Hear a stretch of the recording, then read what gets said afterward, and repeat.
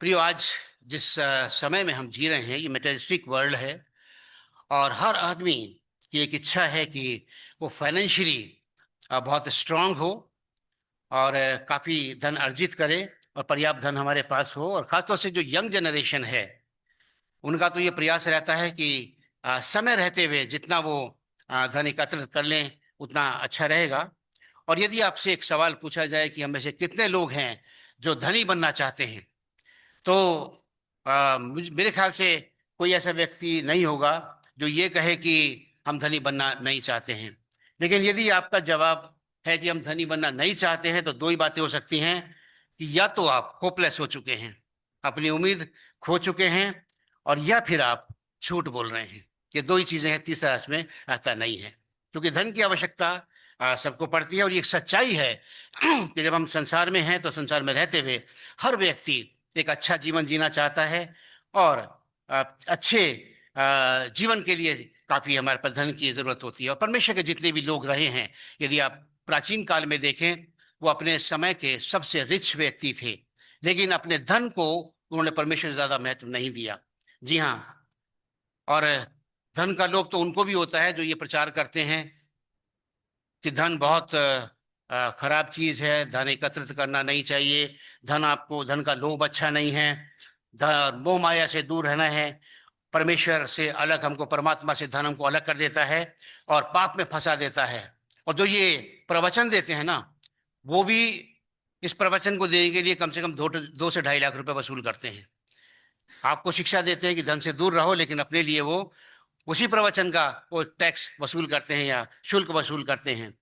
और मेरे मित्रों, हम जानते हैं कि धन जो है संसार में रहने के लिए जरूरी है, लेकिन कितना धन है ये हम परमेश्वर के वचन पर देख सकते हैं। क्योंकि परमेश्वर का वचन इस बारे में बिल्कुल स्पष्ट है। यदि ये पहला तीमुथियुस और उसका 6 अध्याय और 10वें पद में हम देखते हैं, तो पौलुस जवान तीमुथियुस को लिखता है, और ये मेरे और आपके लिए, हमारे जवानों के लिए है। और वो कहता है कि रुपए का लोभ सब बुराइयों की जड़ है, जिसे प्राप्त करने का प्रयत्न करते हुए कितनों ने विश्वास से भटक कर अपने आप को नाना प्रकार के दुखों से छलनी कर लिया है। धन आवश्यक है, लेकिन इतना नहीं आवश्यक है कि हम अपने फ्यूचर को, अपने आत्मिक जीवन को हम बर्बाद कर लें। और इसीलिए हमें बहुत सावधान रहने की जरूरत है। हम जानते हैं कि सिर्फ इसी धन को बहुतायत के कारण अब्राहम का भतीजा लूत अब्राहम से अलग होकर आशीर्वाद से वंचित हो गया। चलिए एक छोटा सा एक नाटक हम देखते हैं। इमेजिन हम करते हैं, और हम इस बात को सोचें कि इस समय हम मसीह नहीं हैं, हमको परमेश्वर के वचन का ज्ञान नहीं है, हम बाइबल नहीं जानते हैं। और एक सीन हम अपने मन में हम उसको लें कि हम एक ऐसे घर में हैं जो बहुत ही धनवान का घर है, बहुत धन उसके अंदर है। बड़ा बहुत अच्छा फर्नीचर है, बड़े अच्छे पर्दे हैं, बहुत बड़ा अच्छा घर है, अच्छी डाइनिंग टेबल है, और बड़े आधुनिक किस्म के वहां पर म्यूजिकल इंस्ट्रूमेंट हैं। एक बहुत अच्छा, सब कुछ बहुत अच्छा है, और लगता है कि बहुत अमीर का घर है। और उस न केवल उस घर में पर्याप्त सब कुछ चीज है, बल्कि आप देखते हैं कि एक बड़ी भीड़ उस घर के बाहर है, जो कि उस धनवान से आशा रखती है कि उसको कुछ मिल जाए। अब आप एक बात मुझे बताइए कि आप में से कितने लोग हैं जो ऐसे धनवान बनना पसंद करेंगे? आप शायद हाथ नहीं उठाएंगे, हिचकिचाहट होगी, लेकिन सभी चाहेंगे कि ऐसा हमको घर मिले, ऐसा धन हमको मिल जाए। ये सीन नंबर 1 था, है ना। धन की बहुतायत है, कि चीज की कमी नहीं है, नौकर चाकर हैं, गाड़ियां हैं, सब कुछ हैं, और ऐसे घर में हमको जाने का मौका मिले। और फिर पूछा जाए कि आप ऐसा बनना चाहेंगे? कोई भी नहीं होगा इस संसार का व्यक्ति, या तो सन्यासी हो सकता है जिसने संसार को छोड़ दिया हो, या तो वो है, या फिर हम झूठ बोल सकते हैं। सबको चाहिए। अच्छा, अब सीन नंबर 2 अगर आता है, तो उसमें है कि एक तरफ वही अमीर आदमी जिसके घर में हम गए थे, वह अधोलोक में है, प्यास से तड़प रहा है, प्यास से तड़प रहा है, परेशान है। और दूसरी तरफ लाजर नाम का व्यक्ति जो उस लाइन में खड़ा था, जो उस बड़ी भीड़ में था, जो कि उस अमीर घर के सामने खड़ी थी भोजन की तलाश में और भोजन को लेने के लिए। और अब ये व्यक्ति जो है, उनमें से एक व्यक्ति जो लाजर था, वो अब्राहम की गोद में था। अब आप क्या बनना पसंद करेंगे? हमारा विचार शायद चेंज हो जाएगा और हम कहेंगे नहीं, हमको लाजर बनना अच्छा लगेगा। पहले सीन में हम धनी बनना चाहेंगे, लेकिन दूसरे सीन को देखकर हम कहीं ना कहीं लाजर बनना चाहेंगे कि लाजर हम बन जाए तो बहुत अच्छा है। और मेरे मित्रों, सचमुच में इस संसार में ऐसे बहुत से लोग हैं जो इसकी चकाचौंध में पड़कर धन के लोभ में परमेश्वर से अलग हो गए हैं। वो अपने जमीर का सौदा करते हैं, सब कुछ करने के बाद भी धन मिल जाए, उन्हें यह भी पता है कि धन का वो प्रयोग ज्यादा दिन तक नहीं करेंगे, तो भी धन की चाहत हर एक को होती है। और आज हम एक ऐसे ही व्यक्ति के बारे में बातचीत करने वाले हैं जो जिसका वर्णन तीनों सिनॉप्टिक गॉस्पेल जो समदर्शी सुसमाचार कहलाते हैं, अर्थात मती, मरकुस और लूका, इनमें तीनों में पाया जाता है। और यदि हम मती के अनुसार देखते हैं तो मती में लिखा हुआ है कि एक धनी व्यक्ति था, और लूका के अनुसार ये एक सरदार था और धनी व्यक्ति था, और मरकुस में भी इस व्यक्ति को बताया गया कि एक धनी व्यक्ति था। ये धनी व्यक्ति था, रूलर था, कैसा भी था। लेकिन आज हमारे समाज में, हमारी कलीसिया में, हमारे आसपास भी ऐसे व्यक्ति हो सकते हैं। तो अपने आत्मचिंतन हम करने की जरूरत है, और कुछ चीज हम देखेंगे इस व्यक्ति से जिसके बारे में परमेश्वर के वचन से अभी हमने पढ़ा। और हम इस व्यक्ति के बारे में कुछ विशेषताएं देखेंगे और आत्मचिंतन करेंगे, अवलोकन करेंगे अपने जीवन का कि कहीं हम ऐसे तो नहीं हैं। ये व्यक्ति जो था, मैंने कहा कि बहुत ही धनी व्यक्ति था। और इस व्यक्ति का यदि पहले पद हम पढ़े तो लिखा हुआ है, 17 पद में लिखा हुआ है, जब वह वहां से यानी प्रभु यीशु मसीह वहां से निकलकर मार्ग में जा रहा था, तो एक मनुष्य उसके पास दौड़ता हुआ आया। और ये जहां मैं अंदाजा लगा सकता हूं, जिस मनुष्य के बारे में ये लिखा हुआ है कि ये दौड़ता हुआ आया, तो सर्टनली ये एक जवान व्यक्ति था। मेरे से आदमी शायद बूढ़ा है तो भाग नहीं सकता, दौड़ नहीं सकता, वो आराम आराम से जाएगा। लेकिन व्यक्ति के बारे में लिखा हुआ है दौड़ता हुआ आया, तो मैं कह सकता हूं कि ये जवान व्यक्ति था। और इस व्यक्ति ने प्रभु यीशु मसीह के बारे में सब कुछ सुना था। उसने ये भी सुना था कि प्रभु यीशु मसीह आश्चर्य कर्म करता है, और प्रभु यीशु मसीह एक अद्भुत किस्म की टीचिंग देता है, और एक अच्छा व्यक्ति है, उत्तम गुरु भी हम इसको कह सकते हैं, क्योंकि संबोधन वो ऐसे ही करता है। क्योंकि प्रभु यीशु मसीह के बारे में यदि हम देखें, मत्ती रचित सुसमाचार के 16वें अध्याय में प्रभु यीशु मसीह ने अपने चेलों से पूछा कि लोग मुझे क्या कहते हैं। चेलों ने कहा कि कुछ तो कहते हैं कि you are John the Baptist, कुछ कहते हैं कि आप एलिया हो, यर्मिया हो, या भविष्यवक्ताओं में से एक हो। तो शायद ये जो व्यक्ति था ये भी प्रभु यीशु मसीह को इसी प्रकार से देखता था। और मुझे नहीं लगता कि इस व्यक्ति ने प्रभु यीशु मसीह को एक उद्धारकर्ता के रूप में माना या स्वीकार किया हो।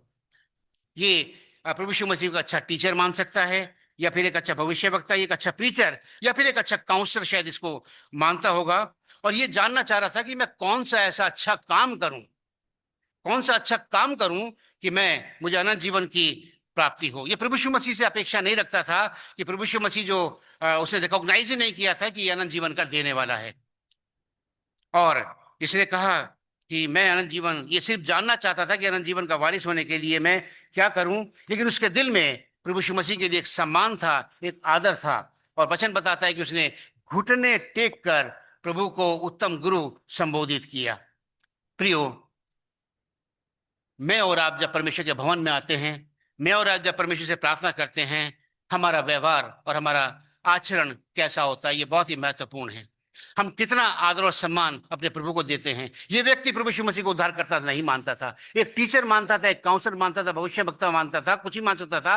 लेकिन इसके दिल में इतना आदर और सम्मान था, ये जानता था कि यह व्यक्ति जो मुझे सही मार्ग दिखा सकता है, इसलिए घुटनों पर आकर उसने परमेश्वर के पुत्र से यह प्रार्थना की। मेरे मित्रों, हम हमेशा बहुत हल्के में शायद कभी अपने प्रभु को लेते हैं, क्योंकि आज भी हमारे दिलो दिमाग में शायद हमारा प्रभु वही है जो कि बहुत ही निरी बालक है, चरनी में पड़ा हुआ है, जो अपने आप को कह रहा है कि मनुष्य के पुत्र को सर धरने की जगह नहीं। न सराय में जगह थी, ना उसके लिए कोई कब्र थी, ना उसको सर धरने के लिए संसार में जगह मिली। आज भी शायद हम यही सोचकर परमेश्वर के भवन में आते हैं, उसकी उपासना करते हैं। ये क्या हमने देखा है कि यशायाह नबी क्या कहते हैं?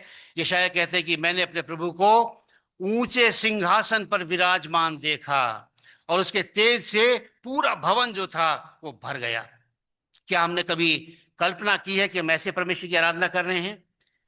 यजेकियेल नबी कहते हैं कि यहोवा का तेज ऐसा था, यानी परमेश्वर के पुत्र का तेज ऐसा था कि जब मैंने उसको देखा तो मैं मुंह के बल गिर गया।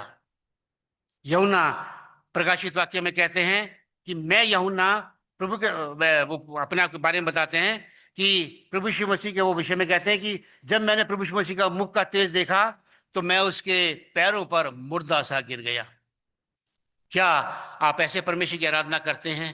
क्या आप इसे परमेश्वर की आराधना करते हैं? क्या उसको आदर और सम्मान देते हैं जो स्तुति महिमा और आदर के योग्य है? मेरे मित्रों, हमारी आराधना कैसी होती है? बहुत गंभीरता से हमको सोचने की जरूरत है कि हम अपने उद्धारकर्ता का कितना सम्मान करते हैं। परमेश्वर ने स्वयं मूसा से कहा कि मैं तुम्हारे मध्य में रहना चाहता हूं, मैं तुम्हारे अंदर निवास करना चाहता हूं, मैं चाहता हूं कि तुम्हारे अंदर मुझे सम्मान और आदर मिले, इसलिए मेरे लिए एक निवास स्थान बनवा लो कि मैं तुम्हारे बीच में रहूं। परमेश्वर हमारे साथ रहता है, हमारे बीच में रहता है, लेकिन हमें दिखता नहीं है। लेकिन यदि अपनी आत्मिक आंखों को खोलो, वो हमें नजर आएगा।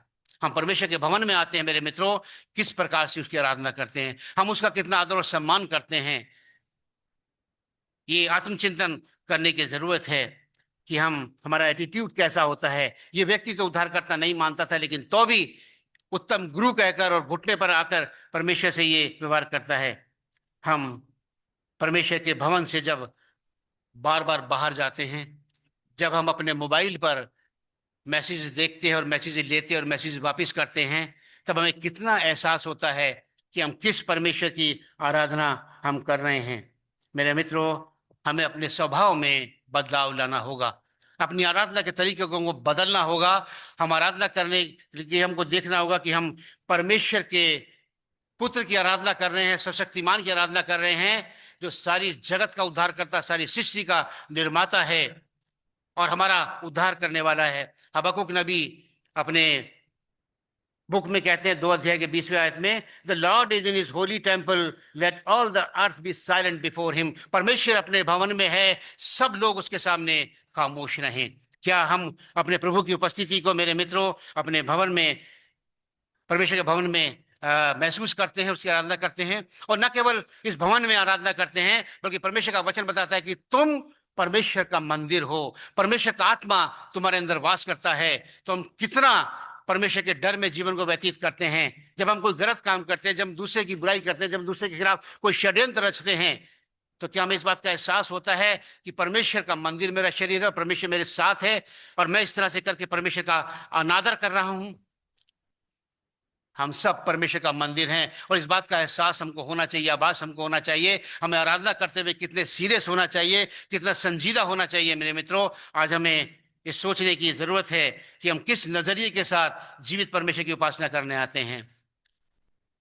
परमेश्वर को आदर और सम्मान देना यदि हम देंगे, तो परमेश्वर हमारा आदर और सम्मान देगा। मेरे मित्रों, याद रखें, परमेश्वर का वचन बताता है, यदि आप नीति वचन और उसका 3 अध्याय 34वां पद देखें, वहां लिखा हुआ है, he mocks the mockers but gives grace to the humble.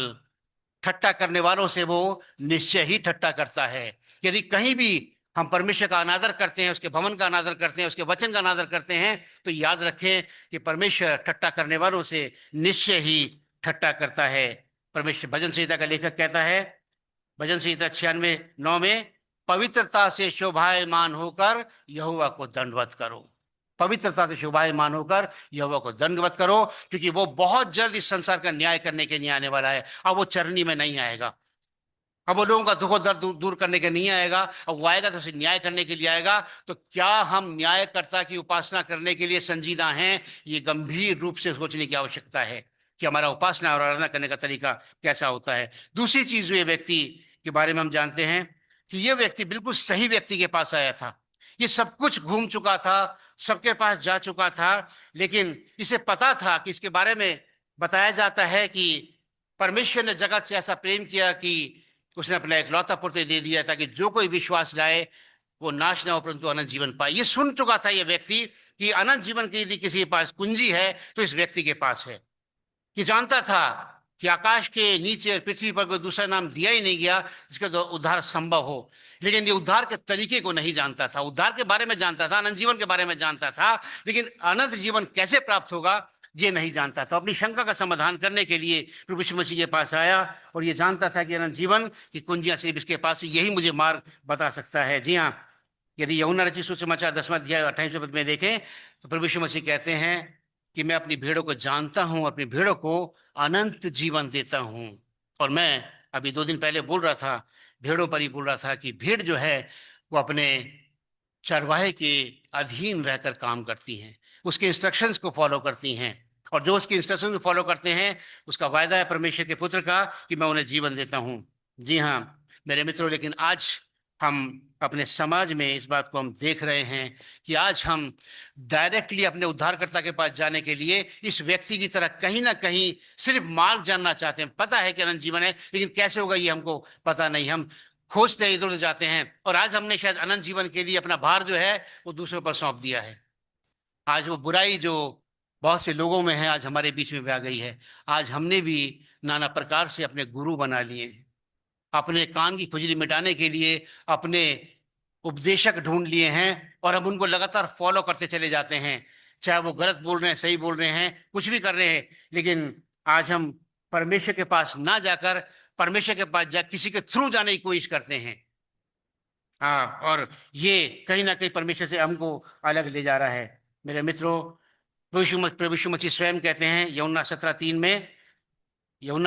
में प्रभु यीशु मसीह स्वयं कहते हैं, और अनंत जीवन यह है कि वो तुझ एकमात्र सच्चे परमेश्वर को और यीशु मसीह को जिसने तुझे भेजा है जाने। जी हाँ, ये व्यक्ति आया तो था, लेकिन सिर्फ इस बात को जानने के लिए कि मैं कैसे अनंत जीवन का वारिस बन सकता हूं। ये शायद प्रभु यीशु मसीह को उद्धारकर्ता नहीं मान रहा था। याद रख, हमारा उद्धार किसी दूसरे के माध्यम से संभव नहीं है। हमें स्वयं अपने परमेश्वर के पास जाकर, अपने उद्धारकर्ता के पास जाकर अनंत जीवन की प्राप्ति के लिए जाना होगा। हमें स्वयं अपने पापों की क्षमा के लिए उससे प्रार्थना करनी होगी। हमें स्वयं अपने परमेश्वर से प्रार्थना करनी होगी। अनंत जीवन के लिए हमें उसके पास स्वयं जाना पड़ेगा। तिमोथियस को पौलुस लिखते हैं पहले तिमोथियस के 2 अध्याय के 5वें पद में कि for their is one God and one mediator also between God and man, the man Jesus Christ. और इस बात को हमको याद रखना पड़ेगा, क्योंकि आज हमारे समाज में ये बहुत बुरी बुराई आ गई है कि आज बहुत से भविष्यवक्ता, बहुत से अपोस्टल्स एंड बहुत से बड़े बड़े नामी लोग पैदा हो गए हैं, और एक बड़ा तबका है जो उनके थ्रू प्रभु यीशु मसीह के पास जाने की कोशिश कर रहा है। मेरे मित्रों, याद रखें कि कहीं ना कहीं शैतान हमें हमारे उद्देश्य से अलग ले जा रहा है, हमारे एम से हमको भटकाना चाहता है। हमारा डायरेक्ट लिंक हमारे प्रभु यीशु मसीह के द्वारा परमेश्वर से है, और परमेश्वर का पुत्र बताता है कि बिना मेरे कोई पिता के पास नहीं पहुंच सकता। आज अपने मन में अपने आप को जवाब दें कि ये व्यक्ति तो सही व्यक्ति के पास आया था। हालांकि शायद इसने उस व्यक्ति की बात को स्वीकार नहीं किया, लेकिन ये अनंत जीवन के अधिकारी के पास आया था, जिसके पास अधोलोक की कुंजियां हैं, जिसके पास स्वर्ग की कुंजियां हैं। और ये स्वयं कहता है कि मार्ग, सच्चाई और जीवन मैं हूं, और बिना मेरे द्वारा कोई पिता के पास नहीं पहुंच सकता। आप अपनी आत्मचिंतन करें कि आज कहीं हमने अपने जैसे अपनी कानों की खुजली मिटाने के लिए कहीं उपदेशक तो नहीं ढूंढ लिए, कहीं हम उनके थ्रू तो अनंत जीवन का रास्ता नहीं ढूंढ रहे हैं। मेरे मित्रों, प्रभु यीशु मसीह ने मेरे और आपके प्राणों को बचाने के लिए अपने प्राणों का बलिदान दिया। वो हम में से हर एक के लिए बलिदान हो गया ताकि मैं और आप जीवन पाएं और बहुतायत का जीवन पाएं। वो चाहता है कि मेरा और उसका डायरेक्ट संपर्क हो, हम उससे बातचीत करें। मेरे और आपकी वो प्रतीक्षा कर रहा है। मैं अपनी भेड़ों को जानता हूं, मेरी भेड़ें मेरा शब्द सुनती हैं। क्या कभी हमने अपने परमेश्वर की वाणी को सुना है? बहुत महत्वपूर्ण बात है। उद्धार के लिए मेरे मित्रों, हमें केवल और केवल अपने प्रभु यीशु मसीह पर भरोसा रखने की आवश्यकता है। कोई मार्ग से भटकाना चाहता है, परमेश्वर के वचनों के द्वारा हमें सावधान रहने की जरूरत है। तीसरी चीज जो हम देख रहे हैं यहाँ पर इस 17 पद में पाई जाती है, थर्ड पार्ट में, और वहां लिखा हुआ है, घुटने टेक कर पूछा, हे उत्तम गुरु, अनंत जीवन का अधिकारी होने के लिए मैं क्या करूं? यदि आप परमेश्वर के वचन को पढ़ें तो मुझे लगता है ये एकमात्र व्यक्ति था जिसने एक अलग से प्रभु यीशु मसीह से सवाल किया था। यदि परमेश्वर के वचन को आप पढ़ें तो प्रभु यीशु मसीह को परखने के लिए शास्त्री और फरीसी नियमित रूप से कोई ना कोई प्रश्न करते रहते थे। यदि आप मत्ती रचित सुसमाचार उसका 22वें अध्याय में देखें, उसके 34 से 40 पद में, तो वहां पर वो प्रभु यीशु मसीह से प्रश्न कर रहे हैं कि व्यवस्था में कौन सी आज्ञा बड़ी है। उद्धार से कोई लेना देना नहीं है, सिर्फ बहस के लिए, तर्क वितर्क के लिए सवालात प्रभु यीशु मसीह से किए जाते थे। मत्ती रचित सुसमाचार के 22वें अध्याय में यदि आप देखें उसके 23-33 पद में, वहां पर पूछ रहे हैं कि 7 भाइयों ने एक स्त्री से विवाह किया, पुनरुत्थान के बाद वो किसकी पत्नी होगी? उद्धार का कोई संबंध नहीं है। सिर्फ प्रभु यीशु मसीह की परीक्षा करने के लिए, उसे ज्ञान को देखने की कितना ये ज्ञानी व्यक्ति है। और ये जो पूछ रहे हैं कि पुनरुत्थान के बाद वो किसकी पत्नी होगी, हम देखें वहां लिखा हुआ है कि ये लोग सदूकी थे, और सदूकी लोग तो वैसे भी पुनरुत्थान पर विश्वास नहीं करते हैं। तो उसके बावजूद भी ये सवाल प्रभु यीशु मसीह से बराबर किया जाता था। यदि मरकुस में देखें 11वें अध्याय के 27 पद में, वह प्रभु यीशु मसीह के अधिकार पर प्रश्न कर रहे हैं कि ये तू किसके अधिकार से तू ये काम करता है। और मेरे मित्रों, इसी तरह से यदि हम देखें तो अलग अलग कर सवाल प्रभु यीशु मसीह किए जाते थे, लेकिन ये एकमात्र व्यक्ति मुझे दिखा न्यू टेस्टमेंट में, परमेश्वर के वचन में, जो इस प्रश्न के साथ आया कि मैं अनंत जीवन पाने के लिए मैं क्या करूं। लेकिन ये भी शायद अपनी गलतफहमी में था, आम मनुष्यों की तरह ये भी, इसकी सोच अलग थी और अच्छे कामों के द्वारा वो परमेश्वर का फेवर पाने की फिराक में था, और परमेश्वर के, हो सकता है अच्छे कामों के द्वारा परमेश्वर के समीप रहूं मेरे मित्रों, क्योंकि वो यहूदी था, जीव था। और यहूदी इस बात को मानते हैं कि जब शरीर से आत्मा निकल जाती है, आत्मा जब शरीर को छोड़ देती है, तो वो भी अस्तित्व में रहती है। और एक स्थान उनके हिसाब से है ओलम हाबा। ओलम हाबा में वो अपना सफर आत्मा जारी रखती है। शरीर नाश हो गया, ओलम हाबा में वो यात्रा करती रहती है, उसका कोई अंत नहीं है। और यहूदी धर्म ये भी सिखाता है कि मृत्यु के बाद जो है, हमारे सिर्फ कामों के अनुसार ही हमसे व्यवहार होगा या हमको पुरस्कार मिलेगा। और बहुत से यहूदी ये भी सोचते हैं, वो कहते हैं कि स्वर्ग नरक का कोई महत्व नहीं है, ये कोई चीज नहीं है, वो स्वर्ग को मानते ही नहीं है। ये व्यक्ति भी मुझे लगता है कि शायद इसी प्रश्न के साथ आया था, और गलतफहमी था कि अच्छा काम करूंगा तो मैं फिर परमेश्वर के राज्य का अधिकारी बन जाऊंगा, अनंत अनंत जीवन का वारिस बन जाऊंगा। इसीलिए इसका प्रश्न किया था कि मैं कौन सा अच्छा काम करूं कि मैं अनंत जीवन का अधिकारी हो जाऊं। मेरे मित्रों, आज भी मैंने कहा था शुरू में कि आज भी इस धनी व्यक्ति की तरह हमारे समाज में बहुत से लोग हैं जो इस गलत फहमी का शिकार है कि हम चर्च में बहुत दान देते हैं, अनंत जीवन में प्राप्त हो जाएंगे। यदि हम चर्च में विभिन्न किस्म की सेवाओं में भाग लेते हैं तो शायद हम अनंत जीवन के वारिस हो जाएंगे। या हम बैप्टाइज्ड हैं तो हमारे पास एक पत्र आ गया है कि हम परमेश्वर के राज्य के अधिकारी बन जाएंगे, स्वर्ग में चले जाएंगे। या हम किसी भी अच्छे काम के द्वारा अनंत जीवन के वारिस हो सकते हैं। मेरे मित्रों, प्रभु यीशु मसीह ने बहुत स्पष्ट रूप से कहा था कि कामों के द्वारा कभी भी संभव नहीं है, क्योंकि वो साफ बताते हैं। यदि हम देखें मत्ती रचित सुसमाचार के 6 अध्याय के पहले पद में, प्रभु यीशु मसीह कहते हैं कि मनुष्यों को दिखाने के लिए अपने धर्म के काम मत करो, नहीं तो अपने स्वर्गीय पिता से कुछ भी प्रतिफल नहीं पाओगे। और ये व्यक्ति वही था जो अच्छे काम करना चाहता था, ताकि लोगों की नजर में लोग इसको अच्छा समझे, धार्मिक समझे, परमेश्वर धार्मिक समझे या ना समझे, अनंत जीवन प्राप्त हो या ना हो, लेकिन किसी भी तरीके से मैं अच्छे काम कर कर मैं अनंत जीवन को मैं प्राप्त कर लूं। मेरे मित्रों, प्रभु यीशु मसीह ने उससे क्या कहा?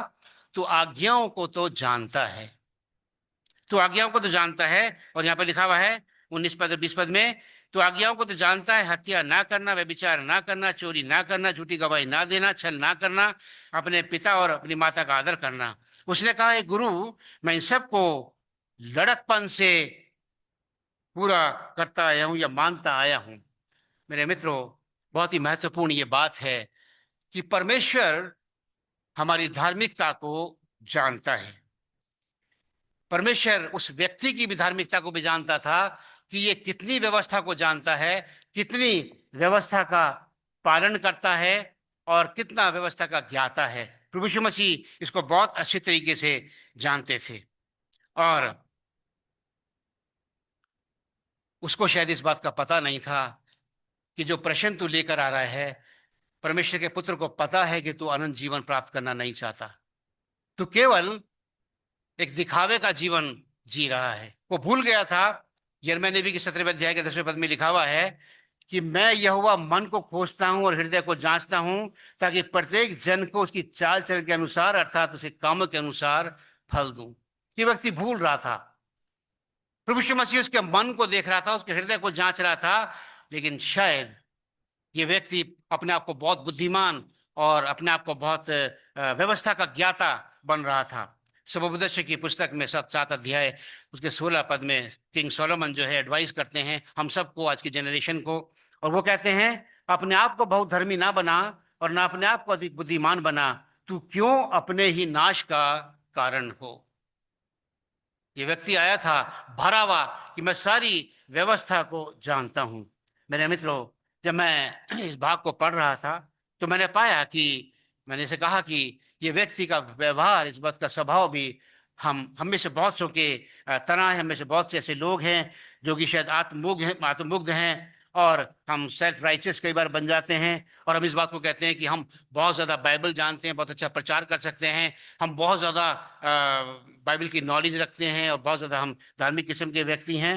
लेकिन यदि हम वास्तविकता में देखें तो ये व्यवस्था को केवल 60% जानता था। ये 60% जानता था, और 40% ये ना तो मानता था, ना जानता था, ना जानने की कोशिश करता था। लेकिन प्रभु यीशु मसीह जानते थे कि ये क्या जानता है और क्या नहीं जानता। वो जानता था कि ये 10 आज्ञाओं में से केवल 6 आज्ञाओं का पालन करता है, जो इसके लाभ की हैं, जो ये कर सकता है। बाकी जो 4 मुख्य आज्ञाएं हैं उसका ये पालन नहीं कर रहा है, क्योंकि प्रभु यीशु मसीह मन को जांचने वाला है। मेरे मित्रों, ये व्यक्ति एक दिखावे का जीवन जी रहा था, दिखावे की धार्मिकता थी।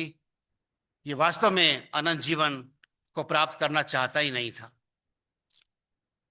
ऐसे बहुत से लोग हैं मेरे मित्रों हमारे बीच में है, जो शायद अपने आप को आज तक अनंत जीवन के तैयार नहीं कर पाए हैं।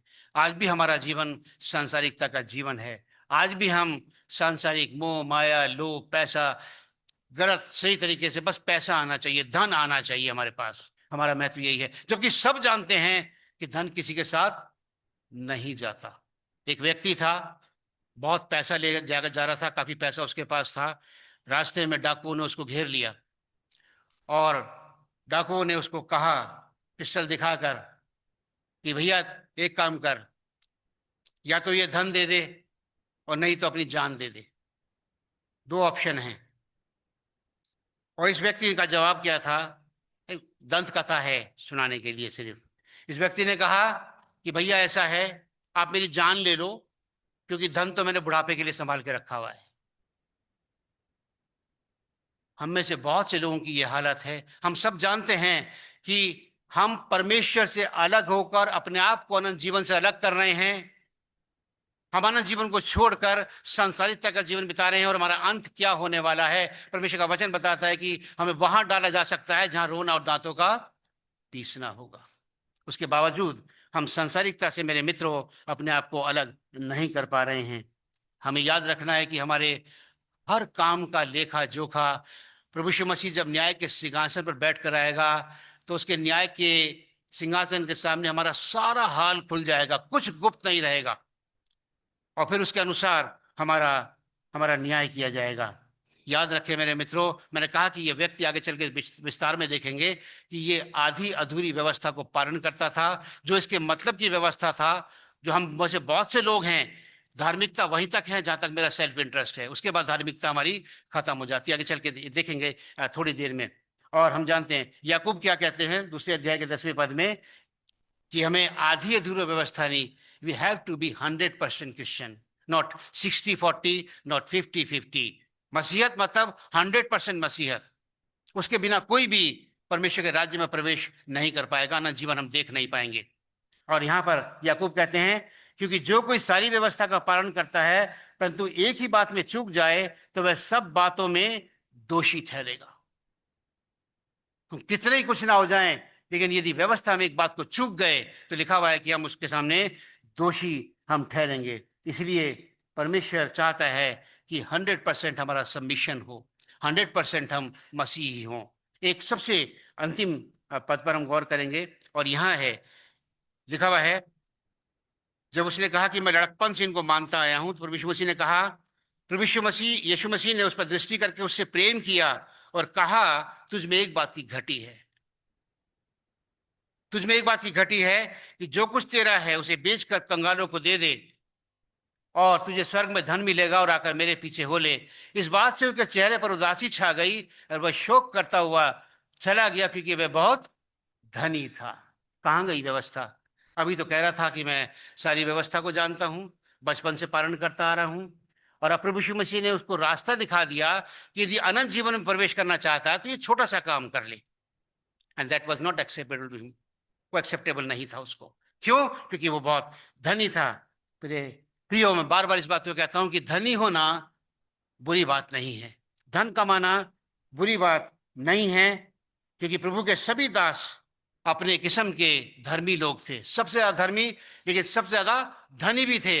लेकिन उनकी प्राथमिकता धन नहीं था, उनकी प्राथमिकता कौन था? जो धन का देने वाला है, जो प्रोवाइडर है, उनकी प्राथमिकता वो थी, और उसके लिए वो सब कुछ छोड़ने के लिए तैयार थे। हम अपने आप को आत्मचिंतन करें मेरे मित्रों। मैं कह रहा हूं कि ये बेशक ये आज के हमारे आज के समाज की तरह, आज में हमारे बहुत से लोगों की तरह, बहुत से मसीहों की तरह, बेशक ये व्यक्ति आज्ञा तो मानता था, पर ये वही आज्ञा मानता था जो इसको पसंद थी, जो ये कर सकता था, आराम से कर सकता था। क्यों? क्या क्या था ये? और यह हम कह सकते हैं कि उसको मानने के लिए मजबूर था, क्योंकि व्यवस्था के अनुसार यदि व्यवस्था का उल्लंघन करते तो आपको सजा हो सकती थी, तो मानना जरूरी था। कौन सी आज्ञाएं थी वो? हत्या ना करना, व्यभिचार ना करना, चोरी ना करना, झूठी गवाही ना देना, छल ना करना, अपने माता पिता का आदर करना। और ये तो करना ही था उसको, इसमें कोई ऑप्शन के पास था ही नहीं। चोरी करता तो क्या होता? सजा मिलती। व्यभिचार करता तो सजा मिलती, और हत्या करता तो सजा मिलती, झूठी गवाही देता तो भी सजा मिलती, छल करता तो भी इसको सजा मिलती, माता पिता का आज्ञा का पालन नहीं करता तो संपत्ति से वंचित हो जाता। कोई था ही नहीं ऑप्शन। और ये वही व्यवस्था पूरी कर रहा था जो इसके लायक थी। ऐसे बहुत से आज मसीह हैं, हम थोड़ी सी धार्मिकता में जीवन को व्यतीत करते हैं कि हम सोचते हैं कि हम अनंत जीवन के वारिस हो गए, बुक ऑफ लैम में हमारा नाम चढ़ गया, और अब हमें परमेश्वर के राज्य में दाखिल होने से कोई रोक नहीं सकता। मेरे मित्रों, हम गलतफहमी में हैं। हम 60-40 करके जीवन व्यतीत नहीं कर सकते। प्रभु जी, 60% तेरे लिए, 40% शैतान के लिए। ऐसी लाइफ परमेश्वर को एक्सेप्टेबल हो ही नहीं सकती है। और ये व्यक्ति वही जी रहा था, ये वही काम करता था जो कि सांसारिक थे, व्यवहारिक थे, और कहीं ना कहीं ये जो प्रथम 4 आज्ञाएं थी उनका पालन ये नहीं कर रहा था, जो बहुत ही महत्वपूर्ण है। यदि आप 10 आज्ञाओं को देखें तो पहली 4 आज्ञाओं को ये इग्नोर कर रहा था, निगलेक्ट कर रहा था, उसको मान ही नहीं रहा था। बाकी जो व्यवहारिक आज्ञाएं हैं बेशक उसका पालन कर रहा था। और आज भी हमारे समाज में बहुत से ऐसे लोग हैं जो वो आज्ञाएं मानते हैं जो वो कर सकते हैं, लेकिन जो पहली आज्ञाएं हैं, जो 4 आज्ञाएं हैं, वो मेरे और आपके जीवन के लिए बहुत ही महत्वपूर्ण है, और उन आज्ञाओं का पालन करके मैं और आप अनंत जीवन के वारिस बन सकते हैं। लेकिन ये व्यक्ति उन आज्ञाओं को नहीं मानता था। जी हाँ, और ये उनके मानने में चूक गया। इस व्यक्ति के जीवन में सबसे ज्यादा महत्वपूर्ण चीज क्या थी? अनंत जीवन नहीं था। इसके जीवन में सबसे महत्वपूर्ण चीज थी इसका धन। और ये जीवन के अनंत जीवन के विषय में जानकारी देने के लिए आया था, लेकिन जब इसको अनंत जीवन का मार्ग दिखाया गया तो इसने प्राथमिकता धन को दी, अनंत जीवन को नहीं दी। और धन के लिए इसने परमेश्वर और अनंत जीवन दोनों को छोड़ दिया। जबकि इस व्यक्ति को इसके सवाल का जब जवाब मिल गया कि अनंत जीवन कैसे मिलेगा, तो इसको बहुत खुश होना चाहिए था, आनंद करना चाहिए था कि जिस प्रश्न को लेकर ये सारी जिंदगी भटकता रहा, वो प्रश्न का उत्तर इसको आज मिल गया। लेकिन वचन बताता है कि वो क्या हुआ? उसको देखकर उदास होकर चला गया, क्योंकि वो सांसारिकता से अलग होना नहीं चाहता था। धन के बारे में वो कोई कॉम्प्रोमाइज करना नहीं चाहता था। अनंत जीवन मिले ना मिले, लेकिन धन मेरे पास से नहीं जाना चाहिए। मेरे मित्रों, आज अपने जीवन में आत्मचिंतन करें कि आज जब आपको अनंत जीवन का सुसमाचार सुनाया जाता है, संदेश सुनाया जाता है, तो आपके जीवन में, आपके अंदर क्या होता है, आपके मन में क्या होता है? क्या आप उसको अपने जीवन में इस बात का फैसला करते हैं कि परमेश्वर के वचन के अनुसार अनंत जीवन पाने के लिए हम सब कुछ छोड़ देंगे? यदि आप देखें मत्ती रचित सुसमाचार उसका 13वां अध्याय और 44 और 45 पद में लिखा हुआ है। मैं पढ़ूंगा, ये बहुत महत्वपूर्ण है मेरे आपके लिए। मत्ती रचित सुसमाचार 13वां अध्याय 44 और 45 पद, और एक एक पद में बहुत महत्वपूर्ण चीज लिखी है। यहाँ लिखा हुआ है, स्वर्ग का राज्य खेत में छिपे हुए धन के समान है, जिसे किसी मनुष्य ने पाया और छिपा दिया, और मारे आनंद के जाकर अपना सब कुछ बेच दिया और उस खेत को मोल ले लिया। उसे पता चल गया कि क्या है ये एक स्वर्ग का राज्य है इस खेत में, अपना सब कुछ त्याग दिया। किस लिए? ताकि मुझे स्वर्ग के राज्य का मुझे प्राप्त हो जाए। और सब कुछ बेचकर उसने उस खेत को मोल लिया जहाँ स्वर्ग का राज्य उसको मिल सकता था। और 45वां पद में कहते हैं कि स्वर्ग का राज्य एक व्यापारी के समान है जो अच्छे मोतियों की खोज में था। जब वह उसे एक बहुमूल्य मोती मिला तो उसने जाकर अपना सब कुछ बेच डाला और उसे मोल ले लिया। एक बहुत ही स्वर्ग का राज्य इस प्रकार से है कि वो एक मोती के समान है। जब उसे मिला तो उसने सब कुछ त्याग दिया, लेकिन उस जाके उस मोती को मोल ले लिया। अर्थात स्वर्ग के राज्य के साथ कोई कॉम्प्रोमाइज नहीं, सब कुछ तैयार करने के लिए मैं तैयार हूं। और ये मसीह जीवन है, ये अनंत जीवन का द्वार है मेरे मित्रों। यदि आगे देखें 23वें पद में प्रभु यीशु मसीह ने कहा कि धनवान का परमेश्वर के राज्य में प्रवेश करना कैसा कठिन है। जी हाँ, हम जानते हैं कि धन के लोभ के कारण अपने प्रभु को यहूदा ने बेच डाला केवल चांदी के 3 सिक्कों में। धन के कारण हनन्याह और सफीरा का अंत क्या हुआ हम जानते हैं मेरे मित्रों। ऐसे बहुत से आपको परमेश्वर के वचन में उदाहरण मिल जाएंगे कि धन के लिए लोगों ने पूरी पूरी कौम को शर्मिंदा होना पड़ा, पूरी पूरी कौम हार गई। जी हाँ, आज आपके सामने परमेश्वर का द्वार खुला है, अनंत जीवन का द्वार खुला है। आत्मचिंतन करने की जरूरत है कि क्या हमने अपने आप को इटर्नल लाइफ के लिए तैयार कर लिया है, अनंत जीवन के लिए क्या हम तैयार हैं? क्या हमारे अंदर वो तमाम बातें हैं जो प्रभु यीशु मसीह हमसे अपेक्षा करता है? जी हाँ, ये व्यक्ति जो था ये धन को नहीं छोड़ना चाहता था। और परमेश्वर का वचन साफ बताता है, यदि एक्सोडस में हम देखें, निर्गमन उसका 20 अध्याय 23वें पद में कहता है, तुम मेरे साथ किसी को सम्मिलित मत करना। यह आदेश है, तुम मेरे साथ अपने किसी को सम्मिलित ना करना, अर्थात अपने लिए चांदी व सोने के देवताओं को ना गढ़ लेना। इस सोने के चांदी के देवता केवल देवता नहीं है, यहाँ पर सोना और चांदी और धन के बारे में परमेश्वर बताया कि मेरे से किसी की उपमा नहीं करना। मेरे मित्रों, मैं कहता हूं कि ये व्यक्ति जो परमेश्वर से संबंधित आज्ञाएं थी वो उनको नहीं मानता था। वो उसके लिए सारा जो ईश्वर था वो उसका धन था। वो परमेश्वर को छोड़कर धन की उपासना में लगा हुआ था। हालांकि इसने प्रभु यीशु मसीह को गुरु कहकर संबोधित किया, मगर उसकी बात ना मानकर इसने तीसरी आज्ञा का उल्लंघन किया, परमेश्वर का नाम बेफायदा लिया, परमेश्वर के नाम की इसने बेइज्जती की। और ये ना तो सबत के दिन को मानता था क्योंकि धन इसकी प्राथमिकता थी। आज मेरे मित्रों, हमें आत्मचिंतन करने की जरूरत है। बेशक हमारे अंदर बहुत सी अच्छाइयाँ हो सकती हैं, बहुत से रेगुलर हम चर्च वर्शिपर हो सकते हैं, प्रार्थनाएं कर सकते हैं, दान भी दे सकते हैं, बहुत सी अच्छी बातें हो सकती हैं, हम बहुत एक्टिविटीज में ले सकते हैं, अच्छे प्रचारी भी हो सकते हैं। लेकिन मेरे मित्रों, मसीहत और क्रिश्चियनिटी त्याग मांगती है और संपूर्ण समर्पण 100% सबमिशन परमेश्वर हमसे अपेक्षा करता है। परमेश्वर चाहता है कि हम प्रथम स्थान केवल और केवल अपने परमेश्वर को दें, क्योंकि उसने खुद हमको सर्वश्रेष्ठ दिया है। और सर्वश्रेष्ठ क्या था? उसका इकलौता बेटा।